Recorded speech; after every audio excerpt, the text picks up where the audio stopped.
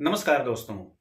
यदि आप भी किसी एप्लीकेशन के माध्यम से एईपीएस बैंकिंग का काम करते हैं तो इस वीडियो को आपको देख लेना चाहिए, क्योंकि दोस्तों पेनियर बाई एप्लीकेशन की तरफ से एक बैड नोटिफिकेशन जारी किया गया है, जिसको देखने के बाद जितने भी एईपीएस संचालक हैं कहीं ना कहीं उनको शॉक लगेगा।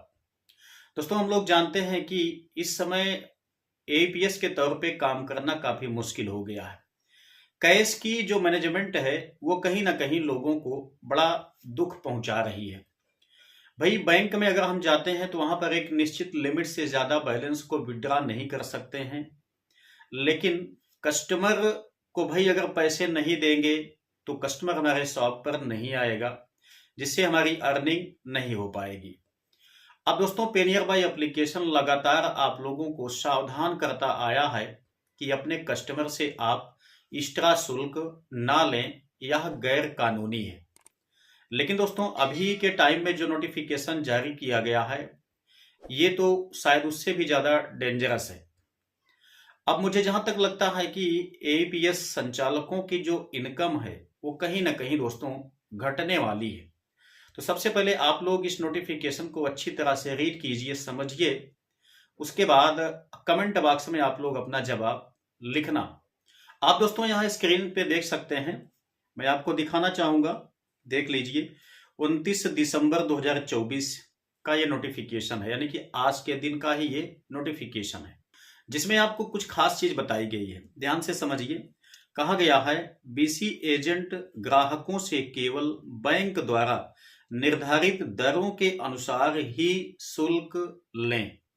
ठीक है। जैसा मैंने आपको बताया, इसके पहले भी पेनियर बाई एप्लीकेशन अपने एईपीएस संचालकों को नोटिफिकेशन भेजकर सावधान करता आया है कि कस्टमर से एक्स्ट्रा शुल्क लेना गैर कानूनी है। अब यहां पर इनके द्वारा कहा जा रहा है कि बीसी एजेंट ग्राहकों से केवल बैंक द्वारा निर्धारित दरों के अनुसार ही शुल्क लें। अब मेरे समझ में ये नहीं आता है कि कौन सी बैंक यहाँ पे डिसाइड की है कि आप किस ट्रांजैक्शन के लिए कस्टमर से कितना शुल्क ले सकते हैं। अगर ऐसी बात है कि बैंक द्वारा निर्धारित दरों के अनुसार ही कस्टमर से शुल्क लेना है, तो भाई यहाँ पर पेनियर बाई एप्लीकेशन को सारे बैंकों का जो निर्धारित शुल्क है उसे भी अपलोड करना चाहिए, जैसे कि जो भी हमारे एईपीएस संचालक भाई हैं वह उसी के अनुसार कस्टमर से चार्ज कर सके। भाई हम लोग जानते हैं कि डीएमटी के लिए यहाँ पर तो चार्ज निश्चित किया गया है, वो भी बैंक की तरफ से नहीं है बल्कि आरबीआई की गाइडलाइन है कि आप अब डीएमटी के लिए आपका जो चार्ज है वह 1.2% कटेगा। ठीक है। लेकिन एईपीएस के लिए सिर्फ कमीशन ही हमें यहाँ पर मिलता है। इसी के लिए वो भी अलग अलग एईपीएस बैंकिंग एप्लीकेशन जो है वो अपने इच्छा अनुसार कमीशन को भी डिजाइन करते हैं, लेकिन एप्लीकेशन में कहीं पर भी ऐसा नहीं है कि आप कस्टमर से एक्स्ट्रा शुल्क कितना लेंगे। ठीक है। ये तो प्राइवेट सीएसपी जो भी हैं उनकी एक्स्ट्रा अर्निंग है, क्योंकि भाई कैश का व्यवस्था वो करते हैं बड़ी मुश्किल से। कोई भी बैंक उनको 1 लाख 2 लाख रुपए तो कैश देने के लिए एग्री नहीं होती है, तो अपना कहीं ना कहीं से वो लोग कैश का व्यवस्था करते हैं, उसके बाद कस्टमर को व्यवस्थाएं वो देते हैं, जिसके एवज में प्रति 1000 विड्रॉल के हिसाब से वो लोग 10 रुपए एक्स्ट्रा लेते हैं। ठीक है ना। कोई 10 लेता है, कोई 5 लेता है, कोई लगभग 5 6 7 रुपए लेता है, इसी के बीच में लोग लेते हैं। उम्मीद है कि 10 रुपए से ज्यादा कोई भी नहीं लेता है। वैसे भी आप लोग जानते हैं कि कस्टमर 10 रुपए तक नहीं देना चाहता है। ठीक है। तो एईपीएस के बिजनेस में बहुत बड़ी कमाई नहीं होती है, लेकिन पेनियर बाई एप्लीकेशन की तरफ से नोटिफिकेशन जारी किया जा रहा है। भाई इसके अनुसार तो ये साफ हो जाता है कि बैंक भी एक्स्ट्रा शुल्क लेने के लिए कुछ न कुछ नोटिफिकेशन या कुछ न कुछ मतलब कि दिशा निर्देश दिया होगा, लेकिन अभी तक किसी भी एप्लीकेशन में ऐसा कोई दिशा निर्देश नहीं मिला है कि किस बैंक के विड्रॉ पर या डीएमटी पर बैंक ने निश्चित किया है कि इतना शुल्क आप एक्स्ट्रा कस्टमर से ले सकते हैं। ठीक है।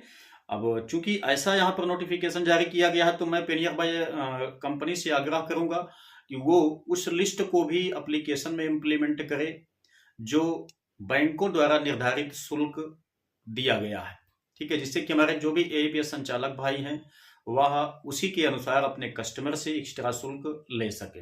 लेकिन हाँ, इतना मैं कहना चाहूँगा कि अगर हमारे एईपीएस संचालक भाई कस्टमर से 10 रुपये, 5 रुपये एक्स्ट्रा शुल्क नहीं लेंगे, तो मेरे ख्याल से उनका बिजनेस चल नहीं पाएगा।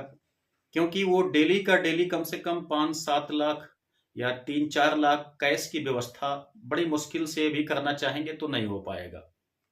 ठीक है, लगभग लगभग 40-50 हजार रुपए या 1 लाख तक किसी तरीके से एईपीएस संचालक भाई जो हैं वो अपना कैश का मैनेजमेंट डेली कर लेते हैं।